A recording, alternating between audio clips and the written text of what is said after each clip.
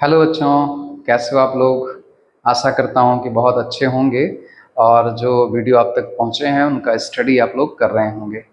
ठीक है ना। तो लास्ट वीडियो में आपको हमने नस्ट इक्वेशन से पूरी बातें समझाई थी। नस्ट इक्वेशन से संबंधित डेरिवेशन वगैरह सब हुआ था उसमें, और बताया भी था कि एक पार्ट, जैसे आपको हमने शुरुआत में पढ़ाया था ना कि सेल दो टाइप की होती हैं, एक विद्युत रासायनिक सेल और एक विद्युत अपघटनी सेल। ठीक है ना। तो उसमें विद्युत रासायनिक सेल वाला पार्ट फिनिश हो चुका है आपका। अब आज हम लोग पढ़ेंगे अगला टॉपिक इसका, विद्युत अपघटनी सेल के बारे में। उससे भी पहले एक और टर्म आपके बुक में यूज होता है, एक हेडिंग पड़ी होती है बुक में, विद्युत अपघटन, यानी इलेक्ट्रोलिसिस बोलते हैं इंग्लिश में उसको। तो आज हम लोग वहीं से शुरुआत करेंगे इस वीडियो लेक्चर की कि इलेक्ट्रोलिसिस क्या होती है, फिर हम पहुंचेंगे कि विद्युत अपघटनी सेल क्या होती है। ये सारी बातें आज आपको समझाएंगे। ठीक है ना। तो चलिए स्टार्ट करते हैं कि विद्युत अपघटन प्रोसेस क्या होता है। ओके। तो देखिए, अगर हम मीनिंग पर जाएं तो विद्युत अपघटन यानी अपघटन होना, मतलब अपघटन होने का मीनिंग क्या निकलता है। अपघटन होने का मतलब है टूट जाना, ठीक ना, ब्रेक डाउन होना। और दूसरा वर्ड इसमें है विद्युत। तो विद्युत का मतलब हो गया कि इलेक्ट्रिसिटी पास करने पर या इलेक्ट्रिसिटी प्रवाहित करने पर। और टूटेगा कौन, अपघटन किसका होगा, अपघटन होगा किसी इलेक्ट्रोलाइट का। तो ये जितना मैंने अभी बोला है ये अपने आप में कंप्लीट नहीं है, मतलब इसी पूरे पार्ट को हम इलेक्ट्रोलिसिस नहीं कहते हैं। ये बहुत क्लियर समझना है आपको। देखिए, जैसे मान लेते हैं कि हमारे पास क्या है, सोडियम क्लोराइड है। तो सोडियम क्लोराइड आपको किस फॉर्म में दिखता है, सॉलिड फॉर्म में, ठोस अवस्था में दिखता है। और उस ठोस अवस्था में भी जो सोडियम क्लोराइड है वो Na+ और Cl- आयन से मिलकर बना है। यानी उस ठोस NaCl में Na+ है और Cl- है, यानी ऑलरेडी पहले से ही ठोस अवस्था में भी सोडियम क्लोराइड आयनिक फॉर्म में मौजूद है, यानी आयंस के रूप में मौजूद है। ओके। अब यहाँ पर ठोस अवस्था में क्या होता है, बहुत ही स्ट्रांग फोर्सेस से, मतलब ये बहुत प्रबल स्थिर वैद्युत बलों द्वारा बंधे होते हैं एक दूसरे से, और मूव नहीं कर सकते, गति नहीं कर सकते। ठीक है। जब इसी को हम पानी में डाल देते हैं, वाटर में डिजॉल्व कर दिया, तो वाटर में डिजॉल्व होने पर Na+ और Cl- अलग अलग हो जाते हैं।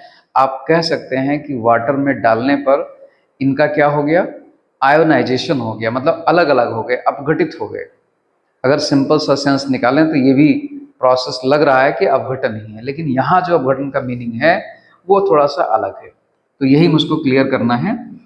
तो ये सोडियम क्लोराइड पानी में डिजॉल्व हुए, और यहाँ पर Na+, थोड़ा सा और साफ साफ बना दें, ये है वेसल मान लीजिए। तो यहाँ पर वाटर में डिजॉल्व करने पर बस केवल एक लाइन ऊपर की हम बना दे रहे हैं, आप मान लीजिए पूरा वाटर भरा हुआ है इसमें। तो Na+ अलग हो गया, Cl- अलग हो गया, और अब ये आयंस इस पूरे वेसल में मूव कर सकते हैं, कहीं भी जा सकते हैं, इधर उधर मूव कर सकते हैं। ठीक ना। तो ये सेपरेट हो गए, अपघटन हो गया। लेकिन इसको यहाँ पर अपघटन ना कह करके आयनन कहते हैं, मतलब वाटर में डिजॉल्व होने पर ये Na+ और Cl- आयनित हो गए, ऐसा बोला जाता है। ओके। अब अगर इसमें हम इलेक्ट्रिसिटी पास करा दें, मतलब विद्युत धारा प्रवाहित कर दें, और इनमें एक केमिकल प्रोसेस हो जाए, एक रासायनिक प्रक्रिया हो जाए, वो रासायनिक प्रक्रिया कुछ और नहीं होती है, सिर्फ ऑक्सीडेशन और रिडक्शन होता है, ऑक्सीकरण और अपक्षयन होता है। तो अगर विद्युत धारा प्रवाहित करने पर ये आयंस, चाहे ये आयंस हमको कहाँ से मिले हों, पानी में घोलने पर मिले हों, या सोडियम क्लोराइड को हमने मेल्ट कर दिया हो, खूब गर्म किया और ये मेल्ट कर गया, मेल्ट करना मतलब पिघल गया, पिघलने का मतलब होता है इनके बीच का बॉन्ड टूट गया, और तब भी Na+ और Cl- फ्री हो चुके हैं, पानी में नहीं डिजॉल्व किया है। तो इसको बोलेंगे मॉल्टन या गलित सोडियम क्लोराइड, तो चाहे गलित सोडियम क्लोराइड हो, चाहे पानी उसका एक्वस सॉल्यूशन हो, जलीय विलयन हो, उसमें Na+ और Cl- अलग अलग होते ही हैं। ठीक ना, अलग अलग हो गए। NaCl का जलीय विलयन था या गलित अवस्था में जो विलयन है मॉल्टन स्टेट में, दोनों ही जगहों पर अगर हम इलेक्ट्रोड लगा करके विद्युत धारा इसमें प्रवाहित कर दें और Na+ और Cl- आयन अपने से विपरीत इलेक्ट्रोड पर, जैसे Na के ऊपर पॉजिटिव है तो ये नेगेटिव एंड पर जाके, और Cl के ऊपर क्या है, नेगेटिव है तो ये पॉजिटिव एंड पर जाके, तो जब हम विद्युत धारा प्रवाहित कराते हैं बाह्य स्रोत से, तो होता क्या है कि एनोड का चिन्ह यहाँ पर पॉजिटिव होता है और कैथोड का नेगेटिव होता है। तो कैथोड की ओर किसका डिपोजिशन हो जाएगा, सोडियम+ का, ये जाके यहाँ पर अपचयित हो जाएगा, और Cl- एनोड की तरफ आएगा और यहाँ पर ऑक्सीकृत हो जाएगा। तो जब ये रासायनिक परिवर्तन हो जाए विद्युत धारा प्रवाहित कराने पर, तब इस पूरे प्रक्रम को हम क्या नाम देते हैं, विद्युत अपघटन कहते हैं। तो बात समझ में आई कि विद्युत अपघटन क्या है, कि विद्युत धारा के उपस्थिति में या विद्युत धारा के प्रभाव से जलीय विलयन में उपस्थित धनायनों और ऋणायनों का या गलित अवस्था में उपस्थित धनायनों और ऋणायनों का अपने से विपरीत आवेशित इलेक्ट्रोड पर जाकर अपचयित और ऑक्सीकृत हो जाना क्या कहलाएगा, विद्युत अपघटन कहलाएगा। तो इसका मतलब विद्युत अपघटन में क्या चीजें निहित हैं, ऑक्सी यानी रासायनिक परिवर्तन निहित है, यानी ऑक्सीकरण और अपचयन निहित है। इसमें किसके प्रभाव से होगा, विद्युत धारा के प्रभाव से होगा। बात क्लियर हो गई। तो ये था पूरा प्रोसेस विद्युत अपघटन का, हमने समराइज भी कर दिया। कंफ्यूजन ये हमको क्लियर करना था कि अगर हम कोई विद्युत अपघट पानी में घोलते हैं तो भी वो अपने आयनों में वियोजित हो जाता है, यानी उसका आयनन हो जाता है, तो वो अपघटन विद्युत अपघटन नहीं है। ठीक ना, उसको वियोजन कह सकते हैं, सामान्य या आयनन कह सकते हैं, आयनों का अलग अलग हो जाना कह सकते हैं, लेकिन विद्युत अपघटन नहीं। जब विद्युत धारा प्रवाहित करेंगे तो वो ऑक्सीकृत या अपचयित हो जाएं, ऑक्सीकृत और अपचयित हो जाएं, रासायनिक परिवर्तन हो जाए, तब इसको हम नाम देंगे विद्युत अपघटन। ओके, तो क्लियर हो गया होगा। अब ये विद्युत अपघटन कराया कहाँ जाता है, तो विद्युत अपघटन कराएंगे कहाँ पर, इसको कराने के लिए हमको एक सेल की आवश्यकता होती है, एक डिवाइस की आवश्यकता होती है, जिसे हम बोलते हैं विद्युत अपघटनी सेल। तो जो पहला लेक्चर हमने लिया था उसमें विद्युत अपघटनी सेल के बारे में आपको बताया था कि सेल दो टाइप की होती हैं, एक विद्युत रासायनिक सेल और एक विद्युत अपघटनी सेल। ठीक है ना, ये दो बातें बताई थी। तो पहले हमने आपको फिनिश किया, पढ़ा करके समाप्त किया विद्युत रासायनिक सेल के बारे में, उससे जुड़ी हुई और जो टॉपिक्स थे उनके बारे में। अब आपको पढ़ाएंगे कि विद्युत अपघटनी सेल क्या होती है। तो विद्युत अपघटनी सेल में सामान्यतः एक ही पात्र होता है और एक ही पात्र में दोनों इलेक्ट्रोड लगे होते हैं। ये हो गया, दो इलेक्ट्रोड इसमें लगे हैं, और इसमें विद्युत अपघट्ट का विलयन, जिसका हमको विद्युत अपघटन करना होता है, उसका विलयन भरा होता है। ठीक ना, ये तो हम यहाँ पर जो ये हमने विलयन बताया है, यहाँ पर हम विलयन भी ले सकते हैं पानी में घुला हुआ, मतलब जैसे NaCl का मैंने एग्जांपल लिया था, तो NaCl का हम जलीय विलयन भी ले सकते हैं, या फिर हम गलित NaCl भी यहाँ पर यूज कर सकते हैं। NaCl को 800-900 डिग्री सेल्सियस पर गर्म करें तो पिघल जाएगा, और पिघला हुआ NaCl यहाँ पर भर करके विद्युत धारा प्रवाहित कर सकते हैं। दोनों बातें हो सकती हैं। और ये इलेक्ट्रोड जो होता है, ये मेटल का बना होता है या किसी ऐसी पदार्थ का बना होगा, ऐसी सब्सटेंस का बना होगा जिसमें से विद्युत धारा प्रवाहित हो सके। तो नॉर्मली मेटल्स होती हैं, और नॉन मेटल में एक नाम सुना होगा ग्रेफाइट, कार्बन का एक अपर रूप है, तो ग्रेफाइट का भी काफी इस्तेमाल किया था। तो ये दोनों इलेक्ट्रोड ग्रेफाइट के यानी कार्बन के भी हो सकते हैं, उसमें से विद्युत धारा का प्रवाह हो सकता है। तो ये इलेक्ट्रोड हो गए, इनको हम जोड़ते हैं बाह्य विद्युत स्रोत से इस तरह से। तो ये पॉजिटिव एंड हो गया और ये नेगेटिव एंड हो गया। तो यहाँ पर जो ये एनोड है आपका, एनोड, ये कैसा होगा? पॉजिटिव। और ये कैथोड है, ये कैसा होगा? ये कैथोड हो गया। तो कैथोड यहां पर कैसा होगा? धनावेशित होता है, धन सॉरी ऋण चिन्ह होता है इसका। और ये जो पूरा प्रदर्शन है ये किस सेल का है? विद्युत अपघटनी सेल का है, विद्युत अपघटनी सेल, ठीक ना। और ये क्या है? विद्युत अपघट्य। तो यहां पर हम दोनों चीजें कंसीडर कर लेते हैं। विद्युत अपघट्य यहां पर है, एग्जाम्पल के तौर पर हम मान लें NaCl, और ये गलित अवस्था में हो सकता है या फिर इसका जलीय विलयन, जलीय विलयन। आप दोनों कंसीडर कर सकते हैं, दोनों सोच सकते हैं और दोनों को लेकर के काम किया जा सकता है, विद्युत अपघटन कराया जा सकता है, ठीक है ना। तो ये विद्युत अपघट्य का विलयन भरा हुआ है या गलित अवस्था में मौजूद है यहाँ पर। अब एनोड को हमने बाह्य विद्युत स्रोत के धन ध्रुव से जोड़ा है, तभी इसका नाम तभी इसका चिन्ह यहाँ पर धन लिया गया है, और इसको ऋण ध्रुव से जोड़ा है तो यहाँ पर ऋण लिया गया है। लेकिन प्रोसेस में कोई परिवर्तन होने वाला नहीं है, यानी जो आपको हमने विद्युत रासायनिक सेल में पढ़ाया था कि एनोड पर ऑक्सीकरण होगा और कैथोड पर अपचयन होगा, वो अभी भी यहाँ पर भी होगा, उसमें कोई अंतर नहीं है। चिन्ह का अंतर आ चुका है। विद्युत रासायनिक सेल में एनोड का चिन्ह जो था वो ऋणात्मक था, ऋण था, और कैथोड का धन चिन्ह था, यहाँ पर ऋण हो चुका है, बिल्कुल अपोजिट हो चुका है, ठीक ना। तो ये प्रोसेस इसमें होती है बाह्य स्रोत से। अब जब बाह्य स्रोत से विद्युत धारा प्रवाहित करेंगे, मतलब इलेक्ट्रॉन्स है, धारा प्रवाहित करने का मतलब क्या होता है? इलेक्ट्रॉन्स आएंगे। इलेक्ट्रॉन्स कहाँ से कहाँ मूव करते हैं? पॉजिटिव से नेगेटिव एंड की ओर आएंगे। तो यहाँ पर इस विलयन में या गलित अवस्था में जो Cl Na+ होगा वो यहाँ पर जाके डिपॉजिट होगा। क्यों होगा? क्योंकि Na+ है और वो अपने से विपरीत ध्रुव की ओर आकर्षित होगा, यहाँ आकर्षित होगा। आकर्षित होगा तो क्या होगा? Na+ इलेक्ट्रॉन ग्रहण करके सोडियम मेटल के रूप में आ जाएगा। तो अर्थात Na+ का इस इलेक्ट्रोड पर यानी कैथोड पर अपचयन हो जाएगा अगर गलित अवस्था है तो, और यहाँ पर Cl- आयन होंगे। पूरे विलयन में Na+Cl हैं, तो यहाँ पर Cl- आयन आ जाएगा, और Cl- आयन का क्या होगा? ऑक्सीकरण हो जाएगा।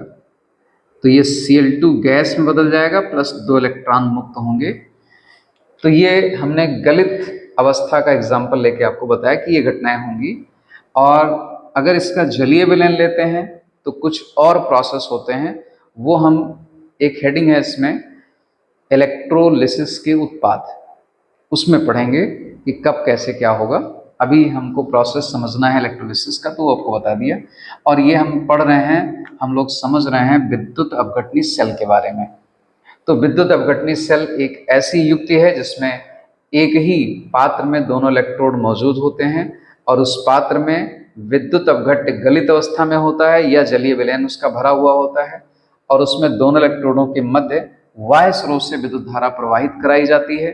और बाह्य स्रोत से विद्युत धारा प्रवाहित कराने पर उसके इलेक्ट्रोडों पर एनोड पर ऑक्सीकरण और कैथोड पर अपचयन की क्रिया होती है, ठीक है ना। तो कहने का सीधा सा मतलब हो गया, इस पर अपचयन होगा, इस पर ऑक्सीकरण होगा।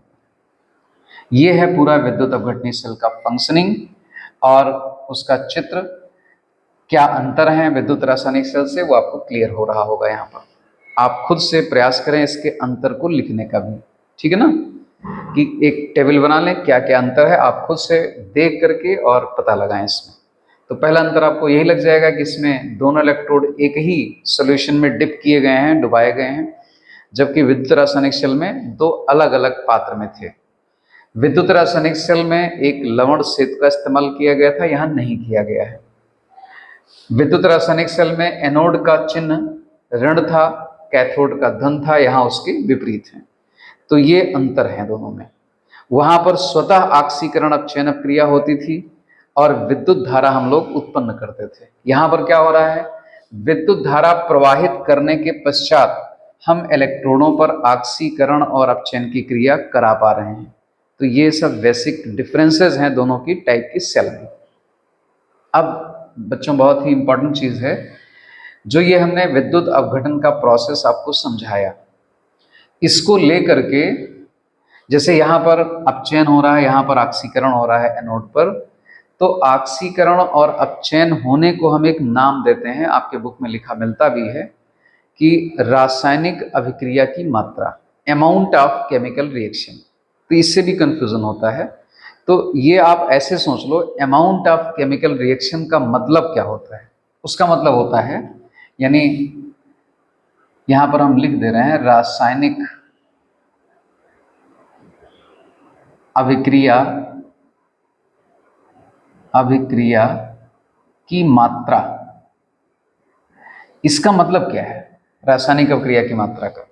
तो रासायनिक अभिक्रिया की मात्रा का मतलब ये होता है कि जो यहाँ पर पदार्थ, कोई भी सब्सटेंस होगा, कोई भी आयन होगा, कितना अमाउंट में, कितना उसकी मात्रा अपचयित हो रही है, यानी अपचयित होने के बाद कितना अमाउंट उसका बन रहा है, या यहाँ पर कितनी मात्रा ऑक्सीकृत हो रही है, या यूं कह लीजिए ऑक्सीकरण के पश्चात कितनी मात्रा हमको प्राप्त हो रही है। ठीक ना? चाहे आप उसको ग्राम में मेजर कर लीजिए, कितना ग्राम हमको अपचयन के बाद मिला या कितना ग्राम हमको ऑक्सीकरण के बाद मिला। यही होता है अमाउंट ऑफ केमिकल रिएक्शन, यानी रासायनिक अभिक्रिया की मात्रा। ठीक है ना? तो टर्म आपको समझ में आएंगे, क्योंकि अभी हमको दो नियम समझाने हैं आपको। फैराडे का नियम है वो, तो उसमें ये सारे शब्द इस्तेमाल किए जाते हैं। ठीक है ना?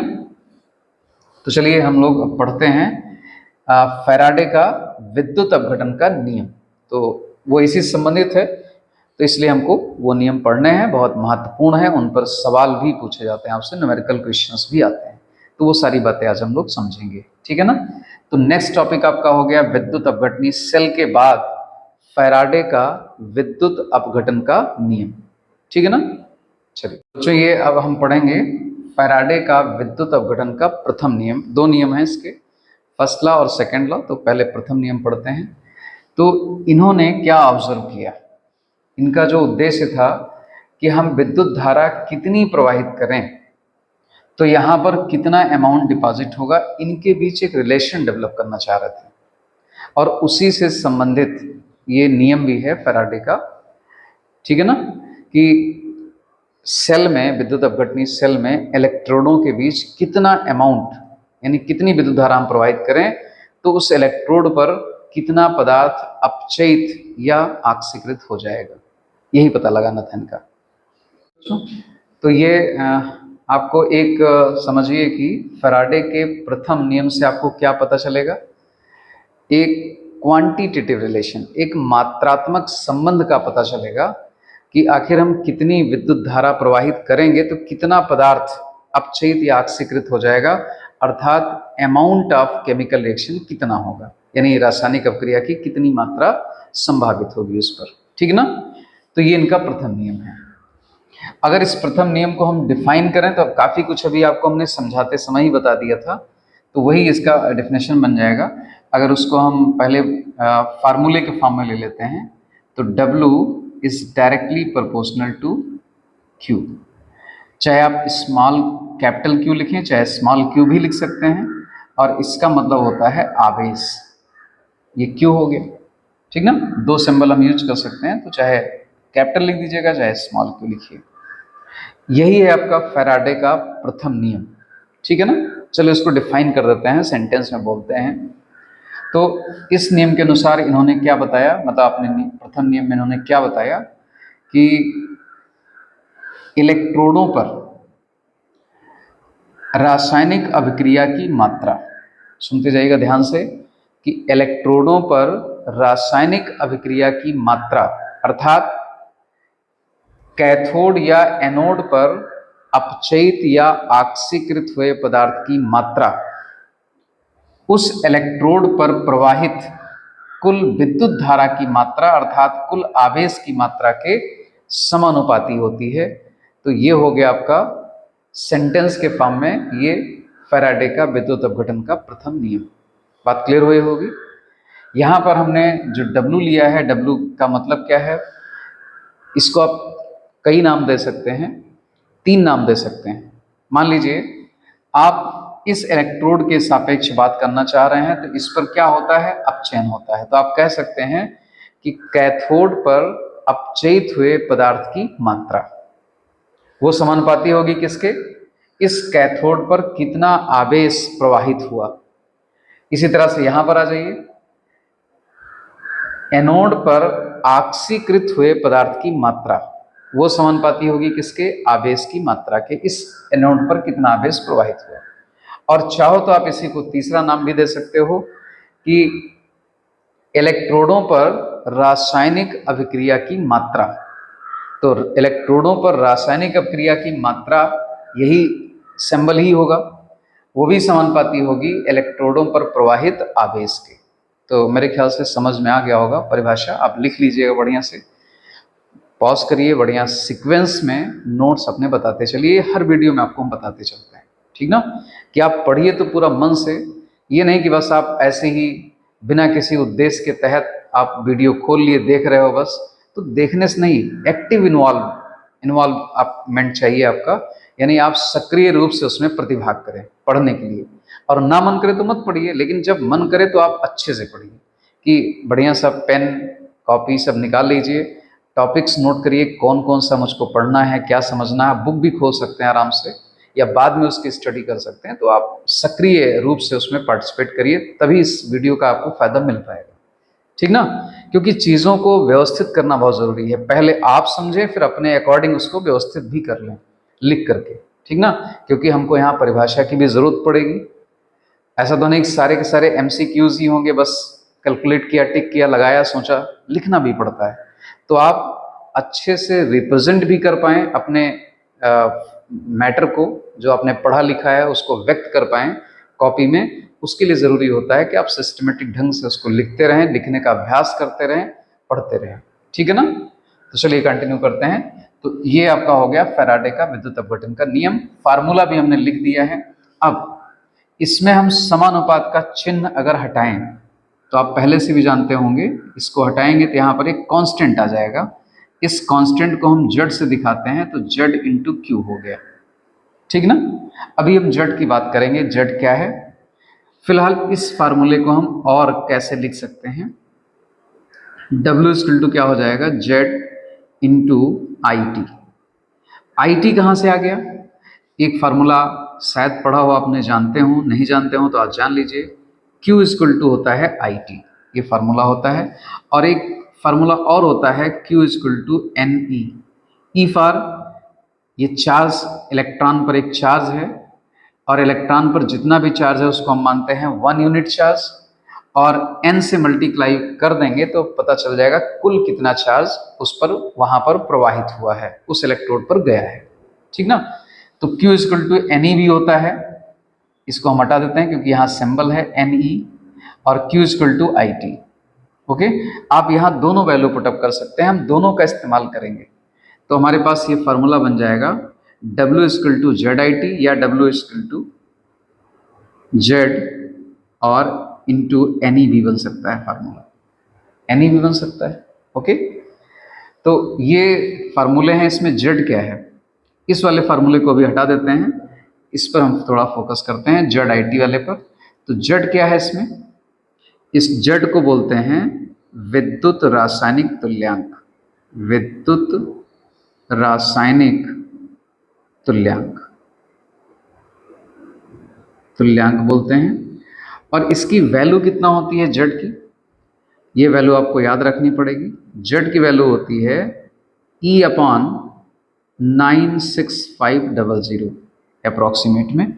अगर इसकी हम एग्जैक्ट वैल्यू लिखें 96500 ना हो करके कितना है 96487 है ये, ठीक ना। और इसको सरलता के लिए कैलकुलेट करने के लिए हम कितना मान लेते हैं 96500, और इसी पूरी मात्रा को, ये विद्युत धारा की मात्रा है, इस पूरी मात्रा को हम क्या नाम देते हैं, फैराडे नियतांक कहते हैं। क्या कहते हैं, फैराडे नियतांक। अभी समझाते कैसे आता है ये। तो ये होता है जेड का वैल्यू। यहाँ पर ई क्या है, ई जो है वो पदार्थ का तुल्यांकी द्रव्यमान है, पदार्थ का तुल्यांकी द्रव्यमान। और इस तुल्यांकी द्रव्यमान को आप कैसे निकालोगे? तो इसका भी तरीका है तुल्यांकी द्रव्यमान निकालने का, कि जिस पदार्थ का आपको तुल्यांकी द्रव्यमान चाहिए उसका आप मोलर द्रव्यमान लिख दीजिए। यानी जो आप अगर कोई परमाणु है या आयन है तो उसका परमाणु भार लिख दीजिए या परमाणु द्रव्यमान लिख दीजिए। जैसे एग्जाम्पल हम एक ले लेते हैं, जैसे सपोज करिए आपको सोडियम का तुल्यांकी द्रव्यमान निकालना है। तो मान लीजिए आपने सोडियम आयन, जब आप यहाँ विद्युत अपघटन करेंगे तो यहाँ सोडियम तो होगा नहीं, सोडियम आयन अपचयित होगा या ऑक्सीकृत होगा, ठीक ना। तो सोडियम आयन जो है वो अपचयित होगा, ऑक्सीकृत नहीं होगा मेनली। सोडियम आयन का परमाणु द्रव्यमान 23 होता है, और इसको आप भाग कर दीजिए कितने से? जितना ऑक्सीकरण और अपचयन के दौरान कोई आयन या कोई परमाणु जितने इलेक्ट्रॉन ग्रहण अथवा त्याग करता है उन इलेक्ट्रॉनों की संख्या से भाग कर दीजिए, या सीधे आप कह सकते हैं संयोजकता से या वैलेंसी से भाग कर दीजिए। तो सोडियम की संयोजकता 1 होती है और इसके ऊपर एक पॉजिटिव चार्ज भी है, तो इसका मतलब अपने किसी भी अपचयन अभिक्रिया में सोडियम कितने इलेक्ट्रॉन ग्रहण करेगा? 1। तो 1 इलेक्ट्रॉन ये ग्रहण कर रहा है रासायनिक मतलब ऑक्सीकरण अपचयन अभिक्रिया में, तो इस 1 से इसको भाग कर देंगे तो इसका तुल्यांकी द्रव्यमान 23 ही आ जाएगा, मिल जाएगा हमको। अगर मान लीजिए यहाँ पर मैग्नीशियम धातु की बात हो Mg, तो Mg के ऊपर 2 प्लस होते हैं या Mg की संयोजकता 2 होती है, तो Mg का जो परमाणु द्रव्यमान होता है वो 24 होता है और उसको 2 से भाग करना पड़ेगा आपको। तो 2 से भाग करेंगे तो यहाँ कितना आ जाएगा? 12 आ जाएगा। तो मैग्नीशियम का तुल्यांकी द्रव्यमान 12 आ जाएगा।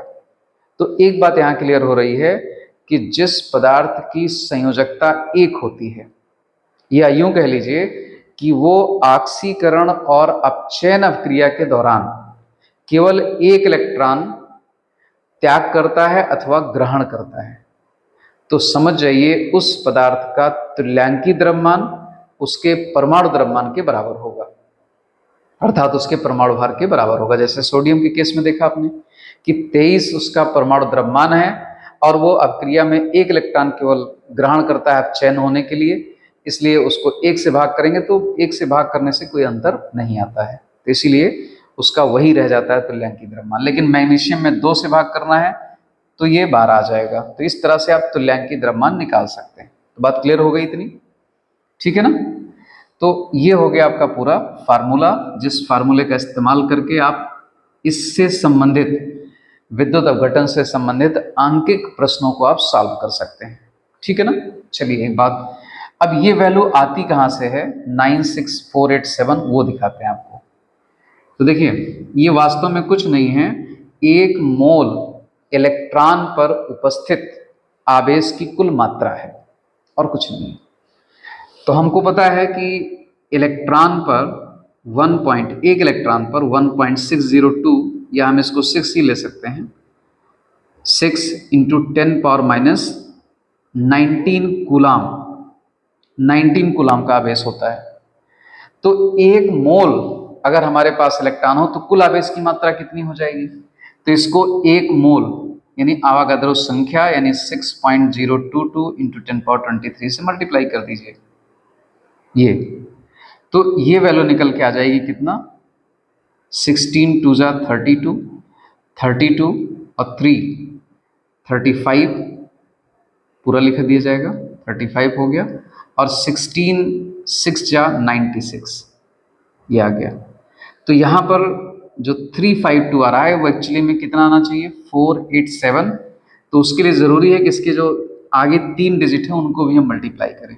तो फिलहाल अगर आप देखें तो ये नियर अबाउट वैल्यू इसकी पहुँच जा रही है। तो आप एग्जैक्ट वैल्यू अगर आवेश की मात्रा की लेंगे और एक आध अंक इसमें भी बढ़ जाएगा और आगे, तो ये पूरा वैल्यू एग्जैक्टली कितना आएगा? 96487 ही आएगा। और उसको भी हम राउंड ऑफ करते हैं और कितना मान लेते हैं यहाँ पर? 96500। तो ज़्यादातर कैलकुलेशंस में हम लोग यही इस्तेमाल कर लेते हैं, ठीक ना। तो फिलहाल 1 इलेक्ट्रॉन पर आवेश की मात्रा और ये 1 मोल, तो 1 मोल इलेक्ट्रॉन पर कुल कितना आवेश होता है? वही आपका फैराडे नियतांक कहलाता है। तो ये आ जाएगा आपका 96352 और इंटू 10 पावर माइनस माइनस नहीं प्लस में आ जाएगा 23 है और ये 4 हो जाएगा। कितना हो जाएगा? 4, ठीक ना। और यहाँ पर हमको 1 2 3 4 डिजिट बाद दसवां भी लगाना है, 1 2 3 4, तो ये वैल्यू आ गई। अगर इस 4 को हम हटा दें तो वैल्यू हमारी यहाँ पहुँच जाएगी, यानी 9 दशमलव यहाँ पहुँच जाएगा 96352। और इसी को हम लोग अगर एग्जैक्ट वैल्यू, मैंने बताया ना कि एग्जैक्ट वैल्यू अगर हम यूज़ करें आवेश आवेश की, तो ये आ जाएगा 96487। और जब 487 आ जाएगा तो इसी को राउंड ऑफ कर लेते हैं, कितना? 96500। यही आपका होता है फैराडे कांस्टेंट, और इसी को दिखाते किससे हैं? एफ से दिखा देते हैं। तो ये आपके समझने के लिए था कि फैराडे नियतांक की जो वैल्यू है वो कहाँ से प्राप्त होती है, तो ये समझ भी आपके लिए ज़रूरी है, ठीक ना। तो यानी इसको हम राउंड ऑफ करके इसको इस तरह से भी लिख सकते हैं 96500। तो जहां पर आपको बिल्कुल एग्जैक्ट आंसर की जरूरत पड़े, बाय द वे ना मैच कर रहा हो, तो आप फैराडे नियतांक की वैल्यू कितना रखेंगे? 96487 रख देंगे। जनरल कैलकुलेशंस में, सामान्य गणना में आप 96500 का इस्तेमाल कर सकते हैं, ठीक है ना। तो ये हो गया फैराडे नियतांक की बात। अब कुछ एग्जाम्पल्स हम इसके कंसीडर करते हैं, कुछ एग्जाम्पल लेते हैं, आपको समझाते हैं कि कैसे फर्स्ट लॉ से आप फैराडे फैराडे के प्रथम नियम से आप न्यूमेरिकल्स लगा सकते हैं। काफी कुछ ओरल भी लग जाएगा आपसे, ठीक है ना। तो चलिए बात करते हैं इसकी, क्या होगा इसमें। तो देखिए, जैसे मान लीजिए आपके पास ये रिएक्शन दी है कि एल्युमिनियम आयन है हमारे पास, ठीक ना। यहाँ पर मान लीजिए भरा हुआ है एल्युमिनियम आयन, और इसका हमारे पास कितना ग्राम है? मान लीजिए कि 5.4 ग्राम है, ठीक ना। यह प्रश्न में कुछ ऐसा पूछ रहा है कि 5.4 ग्राम एल्युमिनियम एटम प्राप्त करने के लिए कहाँ से प्राप्त करना है? एल्युमिनियम आयनों से। तो एल्युमिनियम आयनों के अपचयन से एल्युमिनियम 5.4 ग्राम प्राप्त करने के लिए कितना फैराडे या कितना आवेश की मात्रा की आवश्यकता होगी? ऐसा क्वेश्चन है मान लीजिए। तो कैसे लगाएंगे इसको? इसके लिए आपको बैलेंस्ड इक्वेशन लिखना पड़ेगा। एल्युमिनियम में लिखा है, इसको एल्युमिनियम एटम में कन्वर्ट अगर करना है तो हमको 3 इलेक्ट्रॉन चाहिए। कहने का मतलब, अगर ये 1 मोल है तो ये 3 मोल चाहिए। इसका मतलब 1 मोल इलेक्ट्रॉन अगर मेरे पास है तो कुल आवेश की मात्रा फैराडे नियतांक के बराबर होती है। एफ से दिखाते हैं, यानी इस पूरी वैल्यू को हम किससे रिप्रेजेंट कर सकते हैं? एफ से। इसको बोलते हैं फैराडे नियतांक, एफ से दिखाते हैं। तो अभी आपको समझाया था कि 1 मोल इलेक्ट्रॉन पर जो कुल आवेश की मात्रा होती है उसको हम फैराडे नियतांक या फैराडे कांस्टेंट बोलते हैं, तो एफ हो गया। लेकिन हमारे पास 3 मोल इलेक्ट्रॉन है तो 3 फैराडे इलेक्ट्रिसिटी चाहिए होगी, ठीक ना, एल्युमिनियम को डिपॉजिट कराने के लिए। तो क्वेश्चन है कितना एल्युमिनियम डिपॉजिट होगा 3 फैराडे से? तो 3 फैराडे से एल्युमिनियम कितना डिपॉजिट होगा? 27 ग्राम। अब एक क्वेश्चन आता है 27 कहाँ से आ गया? तो 27 होता है इसका परमाणु द्रव्यमान, ठीक ना। तो परमाणु द्रव्यमान के बराबर ये यहाँ से रिलेशन आपका बन गया कि 3 फैराडे से हमको 27 ग्राम, अगर हम 3 फैराडे आवेश की मात्रा इलेक्ट्रोडों पर प्रवाहित कर दें तो यहाँ पर कितना ग्राम डिपॉजिट हो जाएगा? 27 ग्राम। लेकिन चाहिए हमको कितना? प्रश्न में कितना है? 5.4 ग्राम। तो रीजनिंग कर लीजिए कि 27 ग्राम एल्युमिनियम प्राप्त होता है बराबर 3 फैराडे से, 3 फैराडे विद्युत धारा से। यहाँ चौकी लगा दीजिए। इसलिए अगर हमको 1 ग्राम एल्युमिनियम चाहिए तो प्राप्त होगा कितने से? 3F/27। लेकिन हमको चाहिए कितना? 5.4, तो मल्टीप्लाई कर देंगे। तो 3F × 5.4 डिवाइडेड बाई 27। ये दशमलव हटा दीजिए, यहाँ पर 0 बढ़ा दीजिए, और ये हो जाएगा 1 जा 2 जा। तो ये आपका आ गया 3 2 जा 6, ये कैंसिल आउट हो गया। 27 2 जा 54 होता है, तो ये हो गया 6 फैराडे डिवाइडेड बाई 10, तो आ जाएगा 0.6 फैराडे। ठीक ना, आंसर क्या आ गया आपका 0.6 फैराडे इलेक्ट्रिसिटी की आवश्यकता हमको पड़ेगी, यानी 0.6 फैराडे आवेश की मात्रा हमको चाहिए होगी। अगर आप चाहते हैं कि कूलाम में निकल आए पूरा वैल्यू चाहते हैं, तो आप करना क्या है, फैराडे नियतांक का मान जो होता है 96500, उसको आप यहाँ पर पुटअप कर दीजिए। यानी इसको हम ऐसे भी लिख सकते हैं 0.6 इंटू 96500, तो ये जो वैल्यू आ जाएगी आपकी कूलाम में निकल के आ जाएगी, इतना कूलाम। ठीक ना, तो आप इस फॉर्म में भी रिपोर्ट कर सकते हैं आंसर, और चाहे मल्टीप्लाई करके पूरा एग्जैक्ट वैल्यू इतना कूलाम लिख सकते हैं। ठीक ना, तो इस तरह के सवाल भी आपके बुक में एक्सरसाइज में दिए गए हैं, उनको आप ट्राई कर सकते हैं, लगा सकते हैं। ऑक्सीकरण और अपचयन पर बेस्ड क्वेश्चन है, उसको हम लगवाएंगे भी आगे, तो ये फर्स्ट क्लास से आप कर सकते हैं। ओके, तो इतनी बात क्लियर हो गई आप सभी को? ठीक है।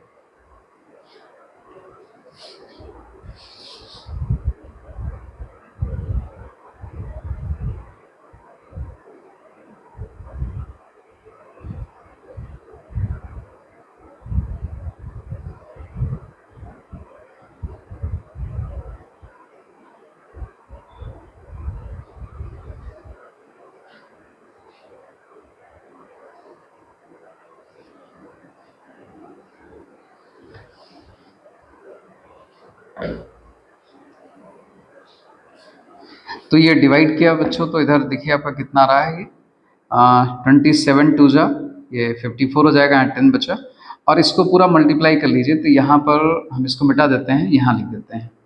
ठीक ना, तो ये आ जाएगा आपका पूरा आंसर 3 2 जा 6/10, 6/10 एफ आएगा, और इसको आप डिवाइड करेंगे तो 0.6 एफ आ जाएगा।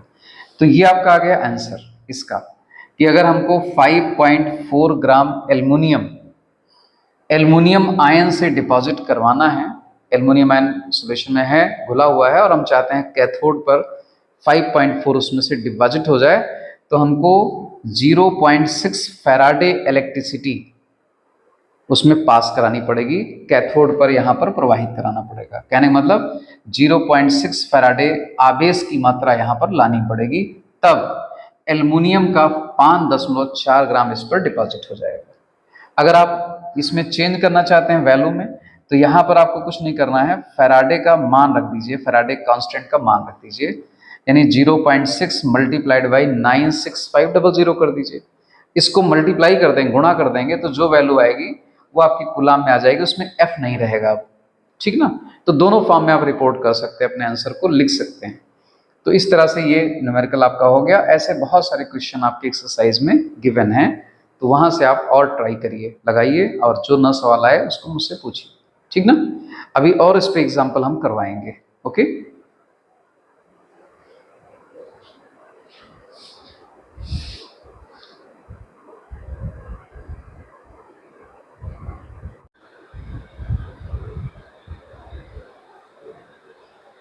तो देखिए बच्चों, एक प्रश्न हमने फिर लिख दिया है इस पे, फैराडे के विद्युत अपघटन के प्रथम नियम से संबंधित है, कि 1 मोल Cu++ को Cu में अपचयित करने के लिए कितने आवेश की आवश्यकता होगी। तो इसके लिए अगर हम रिएक्शन लिख लें इसका अपचयन वाला, तो आप ओरल भी निकाल सकते हैं। देखिए Cu++ प्लस, इसको अगर अपचयित करना है तो हमको ये दोनों चार्ज हटाने हैं, तो 2 मोल इलेक्ट्रॉन चाहिए होंगे, तो बन जाएगा Cu। तो कहने का मतलब Cu मिल गया हमको। अब 1 मोल हमारे पास ये था, यानी अगर कुछ नहीं लिखा था तो यहाँ 1 मान लिया था, तो 1 मोल हमारे पास है। तो अगर 1 मोल कॉपर प्लस आयन है और उसको इसमें अपचयित कर देना है, तो हमको 2 मोल इलेक्ट्रॉन चाहिए। 2 मोल इलेक्ट्रॉन का मतलब हो गया 2 फैराडे इलेक्ट्रॉन चाहिए। ओके, तो सीधा सा आंसर आपका आ गया कि 1 मोल Cu++ को Cu में अपचयित करने के लिए हमको 2 फैराडे इलेक्ट्रिसिटी या 2 फैराडे आवेश की मात्रा की आवश्यकता होगी। बस लग गया सवाल आपका। आंसर आ गया 2 मोल। यानी आपको रिएक्शन लिखना आना चाहिए, पूरी वैल्यू आपको समझ में आनी चाहिए बस, ठीक है ना। अब 1 ग्राम वाला मैंने बताया भी था। अगर आप चाहते हैं कि हम इसको फार्मूले के उस पर लगाएं, फार्मूले के बेसिस पर, तो आप इस फार्मूले का इस्तेमाल करके भी लगा सकते हैं। जैसे देखिए, ये फार्मूला है W = Z/Z × Q, और हमको चाहिए आवेश की मात्रा कितनी, कितना आवेश लगेगा क्या करने में, 1 मोल को अपचयित करना है, 1 मोल कॉपर को। तो इसका अगर हम अपचयन करेंगे तो ये इसका द्रव्यमान कितना है, इसका द्रव्यमान हमको नहीं पता है, तो हम मोलर द्रव्यमान इसका मान लेते हैं, यानी W/Z होगा फार्मूला। और कितना द्रव्यमान हमारे पास है Cu++ का, वो है 63.5, ये आ गया। अपॉन Z क्या है, E/, ये 96487 मतलब फैराडे कांस्टेंट है, हम यहाँ F लिख दें तो बदले में F कहाँ चला जाएगा, ऊपर। यानी हमारा फार्मूला बन गया Q = 63.5 अपॉन E × F, ये बन गया। अब E क्या है, तुल्यांकी द्रव्यमान है, किसका, Cu++ का, चाहे कॉपर का आप मान लीजिए। तो Q = हो जाएगा 63.5, और इसका तुल्यांकी द्रव्यमान निकालेंगे तो आपको बताया था तुल्यांकी द्रव्यमान का तरीका, इसके परमाणु द्रव्यमान को 2 से भाग कर दीजिए। क्यों, इसकी संयुक्ता यहाँ पर 2 है, 2 चार्ज हैं इसके ऊपर, इसलिए 2 से भाग कर दिया, इंटू F। तो ये 2 फिर से ऊपर चला आएगा और ये कैंसिल आउट हो गया, Q = आ गया 2, ऊपर आ गया तो 2F आ गया। देखिए सेम वैल्यू आ रही है यहाँ भी और यहाँ भी। तो चाहे अगर आपको रिएक्शन लिखना आ गया है तो आप ऐसे ओरल ही इसको लगा सकते हैं सवाल को, और आप फार्मूले का इस्तेमाल करें तो थोड़ा टाइम टेकिंग है, ज़्यादा समय लग सकता है आपसे, इसलिए आप इस तरीके को फॉलो करिए, ज़्यादा इजी है और ज़्यादा जल्दी आ जाएगा आपका, ठीक है ना। तो इस तरह से सवाल आप लगाइएगा। तो ये हो गया फैराडे का फर्स्ट लॉ। अब सेकंड लॉ क्या है इसका, फैराडे का विद्युत अपघटन का द्वितीय नियम, यहीं पर हम चेंज कर लेते हैं, लिख देते हैं द्वितीय नियम। द्वितीय नियम ये क्या है भाई, ठीक है ना। तो यहां पर फर्स्ट लॉ था, इसको हम सेकंड बना देते हैं, सेकंड लॉ, ठीक है। तो सेकंड लॉ क्या कहता है, इसको मिटा दे रहे हैं बच्चों। तो सेकंड लॉ में आपको सीखना है, इसमें यह था कि अगर मान लीजिए आपके पास 1 से ज्यादा सेल हैं, ठीक ना, तो उसके लिए भी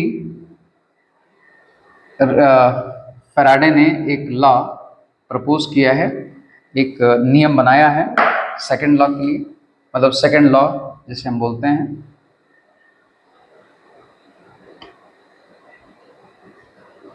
तो देखिए फैराडे का सेकंड लॉ क्या है, उसको एक फिगर से हम समझाते हैं कि मान लीजिए आपके पास एक सीरीज ऑर्डर में बहुत सारी सेल्स कनेक्टेड हैं, तो चलिए हम 3 कर लेते हैं।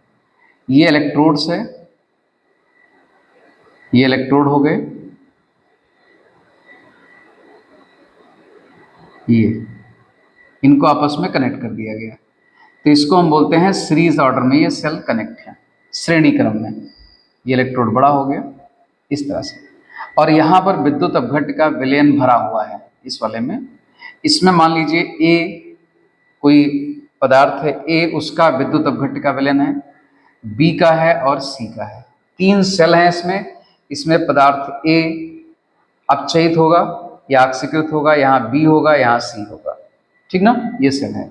तो फैराडे का जो सेकंड लॉ है वो ये कहता है कि अगर इन सेलों में हम कांस्टेंट करंट यानी समान धारा प्रवाहित करें समान समय के लिए, जितना समय यहाँ प्रवाहित करें उतना समय यहाँ, उतना समय यहाँ, तो समान समय के लिए अगर हम समान धारा श्रेणी क्रम में जुड़ी हुई इन तीनों सेलों में प्रवाहित करें तो क्या होगा, इन सेलों के इलेक्ट्रोडों पर जो अमाउंट ऑफ केमिकल रिएक्शन है, अर्थात अभिक्रिया की जो मात्रा है, या यूं कह लीजिए इलेक्ट्रोडों पर जमा हुए या मुक्त हुए, ठीक ना, पदार्थ की जो मात्रा है यानी W, वो किसके समानुपाती होगी, इनमें जो पदार्थ भरा हुआ है उसके तुल्यांकी द्रव्यमान के, किसके तुल्यांकी द्रव्यमान के, E के। तो तुल्यांकी द्रव्यमान क्या होता है अभी बताया था, तो E के समानुपाती होगी। तो अगर हम इस फार्मूले को बढ़ाएं तो हम ऐसे लिख सकते हैं WA समानुपाती EA, इसी तरह से WV समानुपाती EB और WC समानुपाती EC। ये फार्मूला बन जाएगा। और इसको सर यहाँ इक्वल कर दिया मैंने, समानुपात का रहेगा। इसको हम ऐसे भी लिख सकते हैं कि WA upon EA equal to WB upon EB equal to WC upon EC।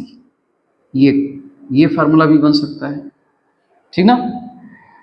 तो ये फैराडे का द्वितीय नियम का फार्मूला भी हो गया, स्टेटमेंट भी बता दिया आपको। एक बार फिर से बता देते हैं कि द्वितीय नियम फैराडे का क्या कहता है कि अगर श्रेणी क्रम में जुड़ी हैं तो इसमें समान धारा जाएगी ही। समान धारा समान समय के लिए प्रवाहित करने पर इन सेलों के इलेक्ट्रॉनों पर मुक्त हुए या जमा हुए पदार्थ की जो मात्रा है वो उन पदार्थों के तुल्यांकी द्रव्यमान के समानुपाती है, ठीक है ना।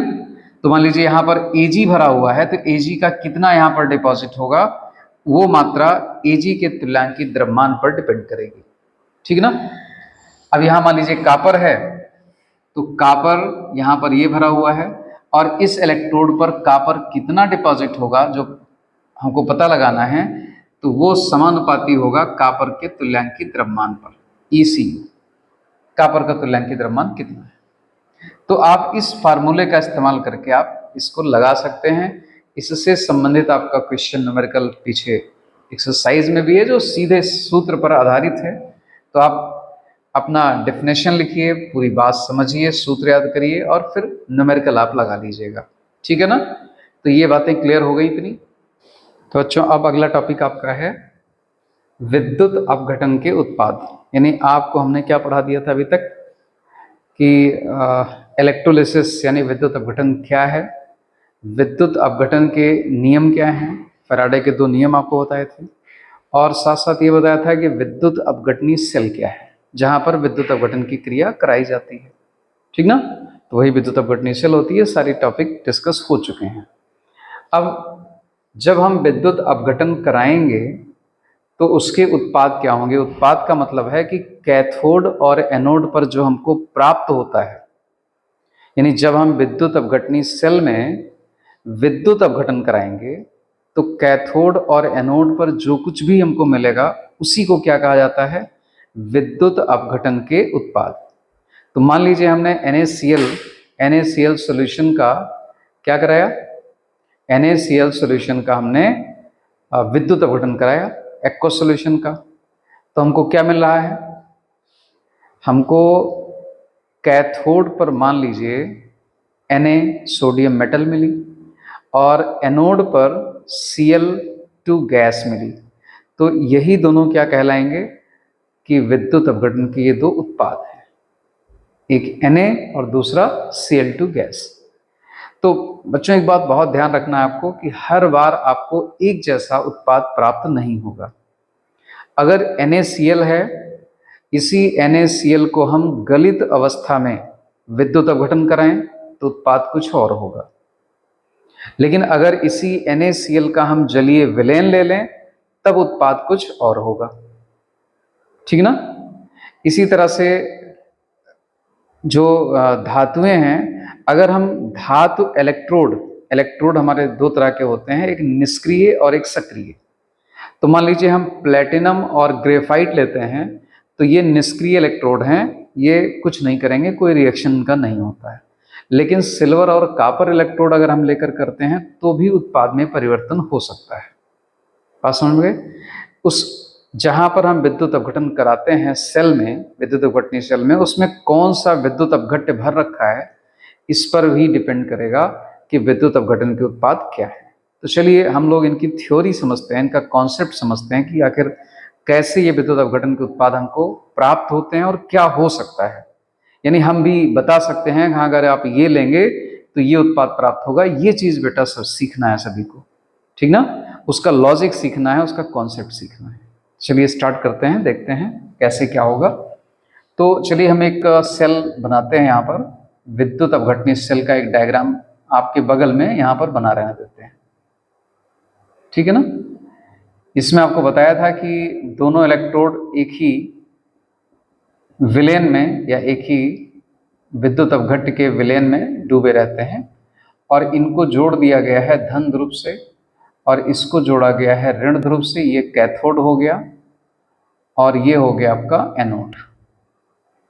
ठीक है ना, ये सेल आपके सामने रहेगी तो हम बात करते रहेंगे। चलिए मान लेते हैं इस सेल में विद्युत अपघटन के लिए हमने क्या भरा, हमने भर दिया गलित यानी मॉल्टेन NaCl। ठीक ना, गलित NaCl अगर यहां पर हम भरेंगे और ये दोनों इलेक्ट्रोड हमारे किसके हैं, ग्रेफाइट इलेक्ट्रोड्स हैं। कौन से इलेक्ट्रोड हैं, ग्रेफाइट। ठीक ना, यानी इलेक्ट्रोड किसके ले लिए हमने, इलेक्ट्रोड लिख दे रहे हैं यहां पर जिससे भूले ना आपको। इलेक्ट्रोड हमारे हैं किसके, ग्रेफाइट के, ग्रेफाइट। ठीक है ना, गलित NaCl का मतलब हो गया कि Na+ और Cl-, यानी इस पूरे विलेन तो आप कह नहीं सकते क्योंकि NaCl को हमने पिघलाया हुआ है, उसमें कुछ और नहीं मिला है, तो बोलेंगे NaCl यहाँ पर मॉल्टेन स्टेट में है अर्थात गलित अवस्था में है। ठीक ना, अब इलेक्ट्रोड ग्रेफाइट का है दोनों। अब इसमें विद्युत धारा हम प्रवाहित कराएंगे, तो विद्युत धारा प्रवाहित कराने पर क्या होगा वो आपको सीखना है। देखिए आपको यहाँ पर कुल विचार करना पड़ेगा, सोचना पड़ेगा कि हमारे पास कितने तरह के धनायन हैं और कितने तरह के ऋणायन हैं। क्योंकि धनायनों का क्या होगा, जितने भी कैटायंस होते हैं वो रेड्यूस होने की प्रॉपर्टी रखते हैं, विद्युत अपघटन दौरान उनका क्या होगा, अपचयन होना होता है। और जितने ऋणायन होते हैं उनका विद्युत अपघटन के दौरान ऑक्सीकरण होगा। ये बात क्लियर हो गई, माइंड में है। तो आपको देखना पड़ेगा कि कोई एक ही ऑक्सीकृत होगा और कोई एक ही अपचयित होगा। तो अगर दो या दो से ज्यादा है तो उनमें एक कंपटीशन होता है, उस कंपटीशन को जो जीत जाएगा वही ऑक्सीकृत या अपचयित होता है। अब उस कंपटीशन का क्राइटेरिया क्या होगा ये सीखना है। तो पहले हम इस एग्जांपल को डिस्कस कर लें।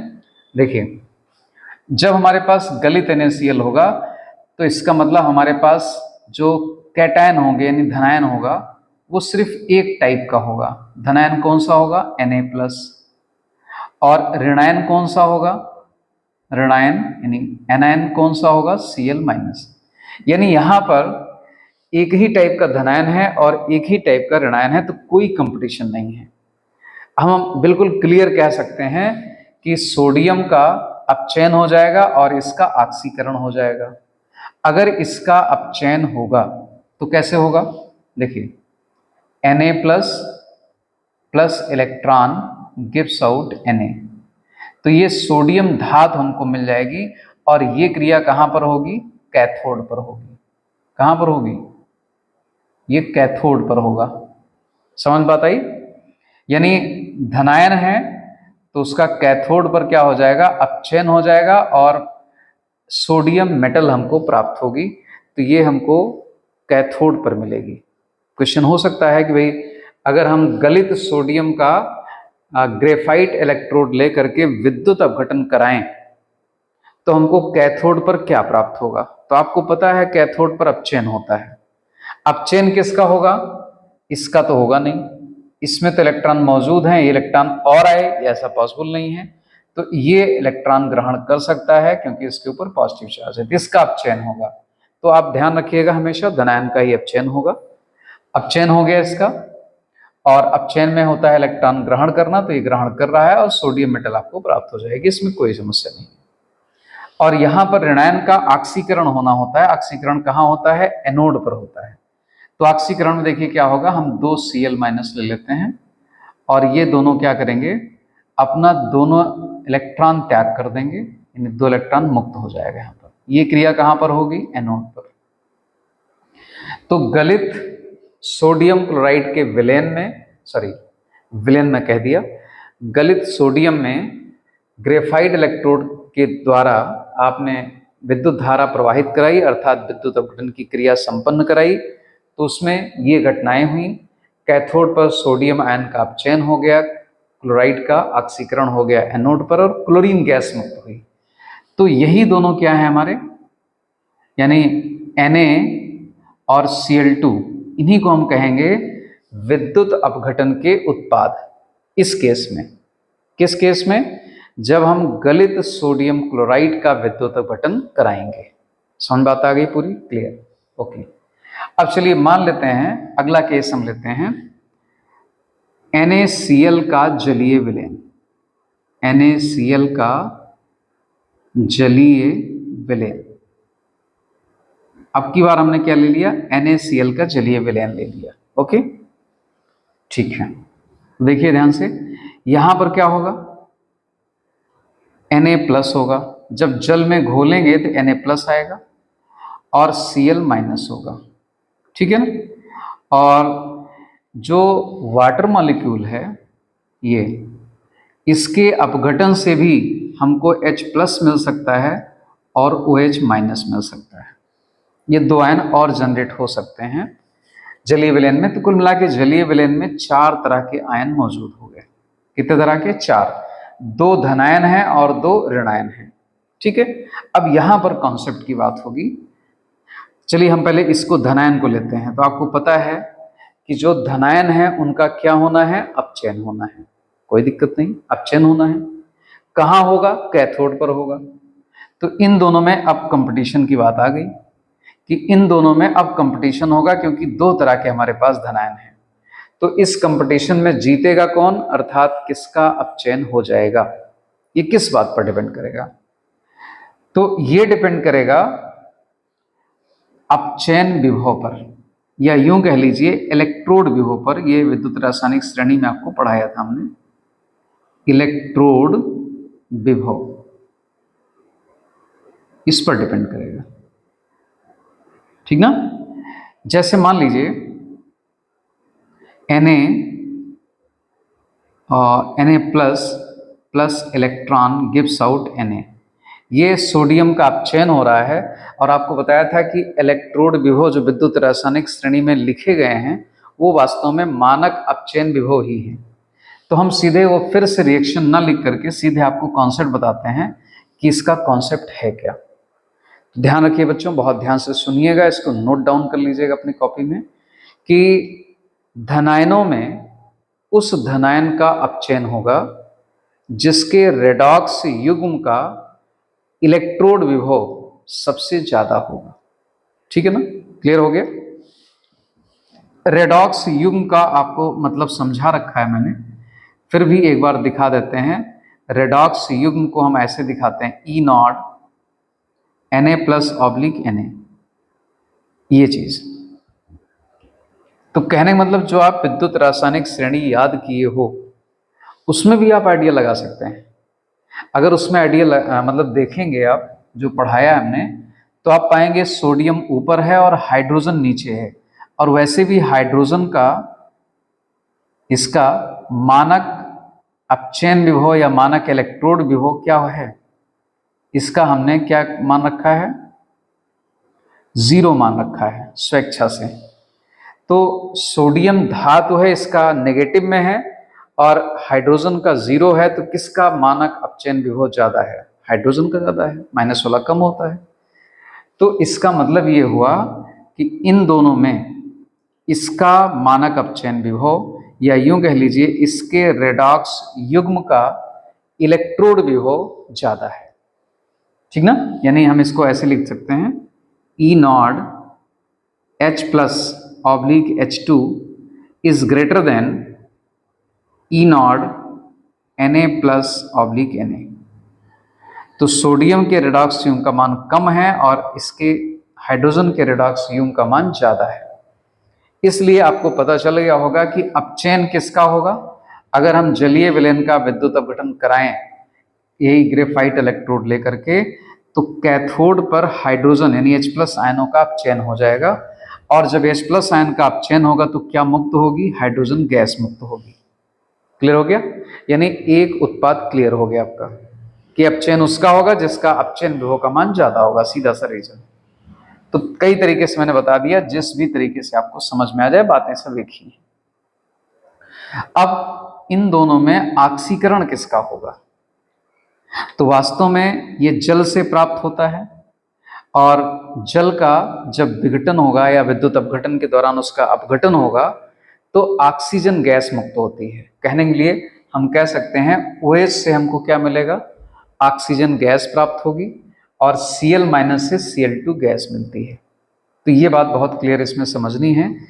एक चीज आपको क्लियर हो चुकी है कि धनायन वाला ये पूरा फिनिश हो गया, आपका कॉन्सेप्ट क्लियर हो गया। अब इन दोनों का देखते हैं। इन दोनों में देखिए, अगर हम इन दोनों का ऑक्सीकरण, चूंकि होना है इन दोनों में किसका ऑक्सीकरण होगा ये डिसाइड करेंगे, लेकिन पहले हम रिएक्शन लिख देते हैं। तो रिएक्शन ये हो जाएगी 2Cl- गिव्स आउट Cl2। ये ऑक्सीकरण के दौरान होगा और 2 इलेक्ट्रॉन मुक्त होंगे, ठीक ना? ये ऑक्सीकरण के दौरान होगा इस तरह का। और OH से क्या मिलेगा हमको? ऑक्सीजन गैस मिलती है। तो वास्तव में वो इस तरह से लिखा जाता है कि जल के विद्युत अपघटन से हमको क्या मिल गई? ऑक्सीजन गैस मिल गई, O2 गैस, ठीक ना? ये O2 हो गया, प्लस 4H+ मिलेंगे, प्लस 2 इलेक्ट्रॉन, 4 इलेक्ट्रॉन मिल जाएंगे हमको, 4 इलेक्ट्रॉन, ठीक ना? तो ये आपका बैलेंस्ड इक्वेशन है, इस तरह से हमको मिलता है। अब इसके लिए जो इलेक्ट्रोड विभव की वैल्यू है वो 1.23 है, और इसके लिए जो विभव की वैल्यू है वो 1.36 वोल्ट है। तो कॉन्सेप्ट ये है कि ऑक्सीकरण उसका होगा जिसके रेडॉक्स युग्म का इलेक्ट्रोड विभव जितना कम होगा। उसमें अपचयन के लिए जितना ज़्यादा होगा उसका पहले हो जाएगा, लेकिन ऑक्सीकरण के लिए उस ऋणायन का ऑक्सीकरण होगा जिसका इलेक्ट्रोड विभव कम होगा। तो कम कौन है? कम इसका है, यानी 1.23 वाला। लेकिन इसमें एक अलग केस हो जाता है, उस अलग केस को हम नाम देते हैं ओवर पोटेंशियल। कहने का मतलब कि मानक परिस्थितियों में जो हम निकालते हैं वहां पर ऑक्सीजन गैस, यानी इसका ऑक्सीकरण हो और ऑक्सीजन गैस मिल जाए, उसके लिए हमको 1.23 वोल्ट विभव की जरूरत पड़ती है। लेकिन सेल में जब जल के विद्युत अपघटन से ये होता है तो कुछ एक्स्ट्रा वोल्टेज चाहिए होता है, और उस एक्स्ट्रा वोल्टेज के कारण ये वैल्यू बढ़ करके लगभग 1.43 हो जाती है या 46 हो जाती है। इस तरह का फेनोमेना होता है इसमें। तो जो ये एक्स्ट्रा वोल्टेज हमको चाहिए हुआ, एक्चुअल था 1.23, लेकिन हमको 1.43 चाहिए। तो जो ये एक्स्ट्रा वोल्टेज हमको चाहिए है, इसी को हम बोलते हैं ओवर पोटेंशियल। तो ये ओवर पोटेंशियल के कारण अब इसका कम तो है, लेकिन ओवर पोटेंशियल करंट ज़्यादा हो गया इसके कंपैरिजन में। तो जल का ऑक्सीकरण ना हो करके Cl- का ऑक्सीकरण हो जाएगा, और हमको एनोड पर Cl2 गैस मिलेगी, ना कि ऑक्सीजन गैस, ठीक ना? तो इसका मतलब ये हुआ कि जब हम NaCl के जलीय विलयन का विद्युत अपघटन करेंगे तो हमको कैथोड पर क्या मिलेगा? हाइड्रोजन गैस मिलेगी। ये नहीं मिलेगा, सोडियम का नहीं होगा क्योंकि उसका अपचयन विभव कम है, इसका ज्यादा है, ठीक है? तो पहला उत्पाद हो गया हाइड्रोजन गैस, और ऑक्सीकरण किसका होगा? Cl- का हो जाएगा, यानी क्लोराइड आयन का, और Cl2 गैस मिलेगी। तो ये दोनों हो गए हमारे एनोड पर Cl2 और कैथोड पर H2। तो इन दोनों को कहेंगे, इन दोनों को क्या नाम दिया जाएगा? विद्युत अपघटन के उत्पाद कहा जाएगा। तो Cl2 और H2 हमको प्राप्त होंगे। तो बात क्लियर हो गई होगी। समरी आप बना लीजिए शॉर्ट में, नहीं तो भूल भी जाता है। ये बातें आपको समझाई हमने, ऐसे किसी और का भी हम देख सकते हैं। तो ठीक है ना? समरी एक बार फिर से बता दें बहुत शॉर्ट में कि धनायन का क्या होगा? अपचयन, ठीक ना? धनायन इलेक्ट्रॉन ग्रहण करेगा, अपचयित हो जाएगा। कहाँ होगा? कैथोड पर। ऋणायन का क्या होगा? ऑक्सीकरण। कहाँ होगा? एनोड पर होगा। अब 2 से अधिक धनायन होने की स्थिति में उस धनायन का अपचयन होगा जिसका अपचयन विभव का मान ज्यादा होगा, अर्थात जिसके इलेक्ट्रोड विभव का मान ज्यादा होगा। 2 से अधिक, 1 से अधिक ऋणायन होने की उपस्थिति में, स्थिति में किसका ऑक्सीकरण होगा? तो उस ऋणायन का होगा जिसके इलेक्ट्रोड विभव का मान कम होगा, ठीक है ना। तो कम होने में वाटर का केस है, उसमें एक घटना ये होती है ओवर पोटेंशियल वाली, तो उसको ध्यान में रखना है, बाकी कहीं कुछ नहीं है, सब सीधा सीधा है। तो यहाँ पर ओवर पोटेंशियल करंट इसका ज़्यादा हो गया था जल का, इसलिए ऑक्सीजन गैस मुक्त नहीं हुई, बल्कि किसका हो गया, Cl2 का हो गया, ठीक ना। तो ये बातें आपको ध्यान में रखनी है। तो आप अनुमान स्वयं लगा लेंगे, आपने जो मेहनत करी है इलेक्ट्रोकेमिकल सीरीज पर, उसके बेसिस पर ही आप विद्युत अपघटन के उत्पाद का अनुमान लगा के बता सकते हैं। ऐसा प्रश्न भी पूछा जाता है, ठीक ना। एक्सरसाइज में पीछे आपके बुक में दिया भी है। तो अभी उसी में से एक आध एग्जाम्पल हम और करते हैं, ओके, ठीक है। तो बच्चों यहाँ पर एक चीज़ ये आप करेक्ट कर सकते हैं, जो अभी बताया था हमने कि ओवर पोटेंशियल या अधिवोल्टता की वैल्यू 1.50 वोल्ट हो जाएगी, यानी जो अधिवोल्टता का मान हो जाएगा वो लगभग 0.25 से लेकर के और 0.27 तक होता है, 0.27 तक। तो अगर हम इसका जल का ऑक्सीकरण करते हैं तो नॉर्मली जो 1.23 वोल्ट पर होना चाहिए वो ना हो करके वो 1.50 वोल्ट पर होता है। तो ये एक्स्ट्रा वोल्टेज चाहिए होता है, और ऐसा इसलिए है कि जो जल का मतलब ऑक्सीकरण जब होगा तो उसमें जो इलेक्ट्रॉन स्थानांतरण होता है उसके लिए कुछ ज़्यादा, जितना हम अपेक्षित कर रहे थे, जो हमारी सैद्धांतिक मान था उससे कुछ ज़्यादा लग रहा है, क्योंकि संकीर्ण ऊर्जा कुछ ज़्यादा होती है। इसलिए इलेक्ट्रॉन को ट्रांसफ़र करने के लिए कुछ ज़्यादा वोल्टेज की आवश्यकता हमको पड़ जाती है, उसी को हम नाम देते हैं ओवर पोटेंशियल या अधिवोल्टता कहते हैं, ठीक है ना। तो उसी कारण इसका नहीं हो पाता है, जबकि इसका सैद्धांतिक रूप से कम है, लेकिन प्रायोगिक रूप से इसको ज़्यादा चाहिए, ठीक ना, 1.50 वोल्ट। जबकि इसका सैद्धांतिक मान प्रायोगिक मान सेम ही है, तो इसी का कम रह जाता है, तो इसका ऑक्सीकरण हो जाएगा। तो ये बातें करेक्ट कर लीजिएगा। एक बार मैंने ये कह दिया था, हालांकि थ्योरी में कोई अंतर नहीं था, बस वैल्यूज में थोड़ा डिफरेंस है। हमने 1.43 लिखा था अधिवोल्टता को जोड़ करके, जबकि वो लगभग हो जाएगा 1.48 से लेकर के 1.50 तक, ठीक है ना। तो ये वैल्यू हो जाएगी। तो खैर उससे थ्योरी पर कोई अंतर नहीं आया, ज़्यादा हो गया है क्लोरीन वाले से, ये बात क्लियर है, ओके। देखिए बच्चों, यहाँ पर दो एग्जाम्पल हम लेते हैं। पहला तो लेते हैं कि मान लीजिए यहाँ पर क्या भर दिया गया, AgNO3 का जलीय विलयन,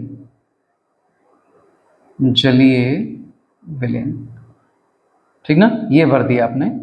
और AgNO3 का अगर जलीय विलयन आप भरेंगे तो इसमें क्या क्या आयंस हो सकते हैं, Ag+ हो सकता है, NO3- हो सकता है, और H+ हो सकते हैं, और OH- हो सकता है, ठीक ना। तो इतने आयंस आपके पास हैं, 4।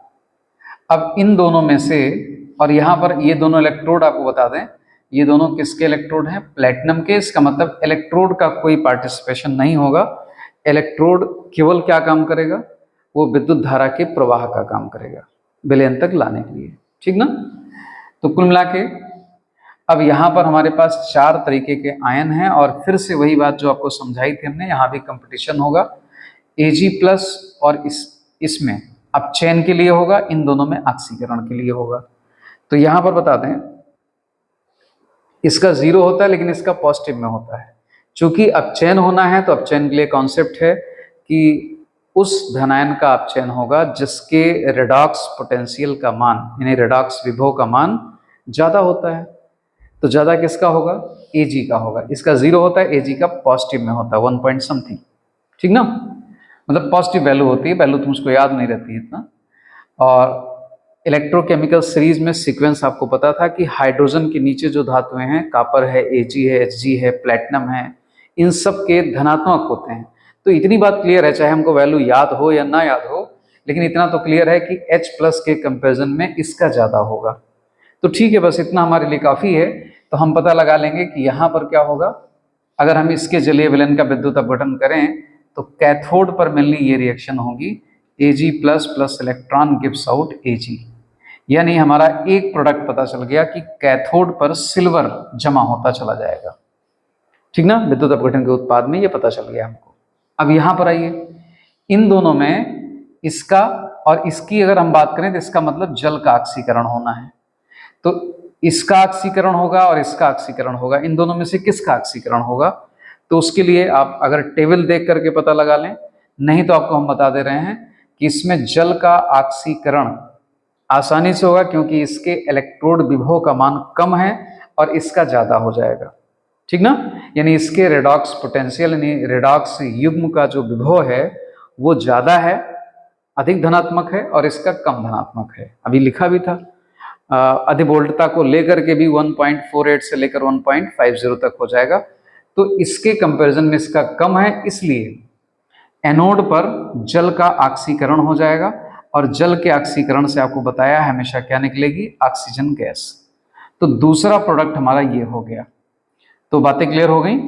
अगर इनकी वैल्यू चाहते हो तो आप टेबल में भी देख लेना, उससे भी आप कंपेयर कर लेना, कॉन्सेप्ट क्लियर हो जाए आपका, ठीक ना। कॉन्सेप्ट वही है कि जिसका कम होगा इलेक्ट्रोड विभव वही ऑक्सीकृत होगा एनोड पर।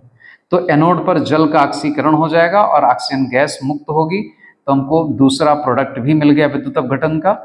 तो अब क्लियर हो गया कि एनोड पर कैथोड पर सिल्वर धातु मिलेगी और एनोड पर ऑक्सीजन गैस मुक्त होगी। ये दोनों विद्युत अपघटन के उत्पाद हो गए, ठीक ना। लेकिन अगर यही काम हम कैसे कर लें, चलो मिटाते नहीं, इसको यहां लिखा रहने देते हैं।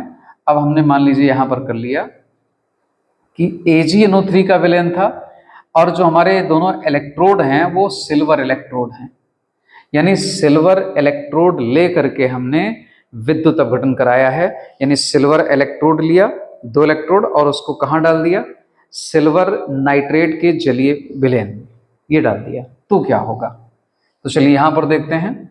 यहां पर भी हमारे पास 2 तरह के आयन हैं, जलीय विलयन है, चूंकि एक सिल्वर आयन है और दूसरा H+ आयन है। तो ये 2 तो हमारे पास धनायन हो गए, और इसमें आपको अब कोई डाउट नहीं है, अब चयन किसका होगा? सिल्वर आयन का होगा, जैसे यहां हुआ है, ठीक ना। यहां भी थे चूंकि जलीय विलयन में।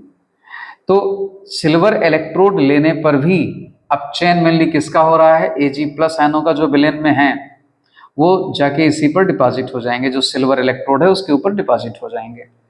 तो H+ आयनों का कुछ नहीं होगा। इसका मतलब हुआ कि सिल्वर धातु, सिल्वर आयन का आप चयन हो जाएगा और सिल्वर धातु मिलेगी हमको। तो ये धातु आपकी मोटी होती चली जाएगी, ठीक है ना। अब दूसरी, जो हमारे पास ऑक्सीकरण के लिए पदार्थ हैं उनमें कौन कौन है? पहला तो हो गया NO3 हो गया माइनस, दूसरा जल हो गया, ये ऑक्सीकृत हो जाएगा, तीसरा Ag इलेक्ट्रोड स्वयं हो जाएगा, ठीक ना। अब आपको क्या बातें मैंने बताई हैं, कॉन्सेप्ट क्या है कि जब आपके पास ऑक्सीकरण के लिए एक से ज्यादा स्पेसीज यानी एक से ज्यादा पदार्थ मौजूद हों, तो ऑक्सीकरण उसमें से किसका होगा? उसका होगा जिसके इलेक्ट्रोड विभव का मान सबसे कम होगा, ठीक है। तो इसका तो ज्यादा होता ही है, जल से भी ज्यादा होता है। इसका 1.2, अगर ओवर वोल्टेज लेकर के हम बात करें तो 1.48 वोल्ट होता है, जबकि सिल्वर का इससे भी कम होता है, सिल्वर का इससे भी कम होता है। तो जब सिल्वर का इलेक्ट्रोड पोटेंशियल इससे भी कम है, तो इसका मतलब किसका ऑक्सीकरण होगा? सिल्वर का हो जाएगा। और जब सिल्वर का ऑक्सीकरण होगा तो क्या होगा? Ag gives out Ag+ electron, यानी जो ये सिल्वर इलेक्ट्रोड ले रखा है, यहां से सिल्वर मेटल अपना इलेक्ट्रॉन यहां त्याग जाएंगे और सिल्वर आयन के रूप में विलयन में आ जाएंगे। तो हम कह सकते हैं कि हमारे विद्युत अपघटन के उत्पाद सिर्फ क्या हैं कि Ag+ आयन है, यानी सिल्वर का ऑक्सीकरण होगा Ag आयनों में, और विलयन से Ag आयन इस पर जमा होंगे, ये कैथोड पर घटना होगी। यानी और कुछ नहीं होगा, दोनों जगहों पर सिल्वर ही पार्टिसिपेट कर रहा है। सिल्वर का अपचयन भी हो रहा है, सिल्वर आयनों का अपचयन हो रहा है, और सिल्वर का ऑक्सीकरण हो रहा है। तो ये हमारे दोनों विद्युत अपघटन के उत्पाद हो गए। बात क्लियर हो गई। तो ये स्थिति आपको ऐसे जैसे मैंने बताया चेक करना पड़ेगा।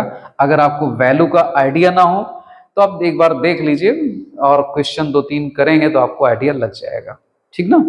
तो ये बात आपकी क्लियर हो गई कि विद्युत अपघटन के उत्पाद अब आप पहचान सकेंगे, कॉन्सेप्ट आपके पास है, ठीक ना। चलते चलते एक बार फिर से समरी हम बता देते हैं कि अगर एक से ज्यादा धनायन है तो उस धनायन का आप चयन होगा, यानी कैथोड पर अगर आप चयन के लिए आपके पास एक से ज्यादा आयंस मौजूद हैं या पदार्थ मौजूद हैं तो उसका होगा जिसका इलेक्ट्रोड विभव का मान ज्यादा होगा, और इसी का जस्ट अपोजिट कर लीजिए, ऑक्सीकरण उसका होगा जिसका इलेक्ट्रोड विभव का मान कम होगा। बस दो चीजें माइंड में रखनी है, ठीक है ना। तो ये आपका एक मतलब पूरा पार्ट कंप्लीट हो गया। इसमें हमने डिस्कस कर दिया क्या क्या चीजें हो गई।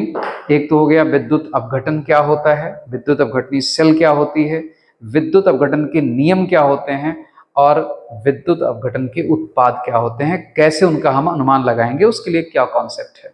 क्लियर हो गया इतना बात। तो ये आपका एक पोर्शन खत्म हो गया है। फिर आपसे मिलते हैं अगले वीडियो में, तब तक आप इसका स्टडी करिएगा। कोई समस्या हो तो हमसे जरूर पूछिएगा। बहुत बहुत धन्यवाद।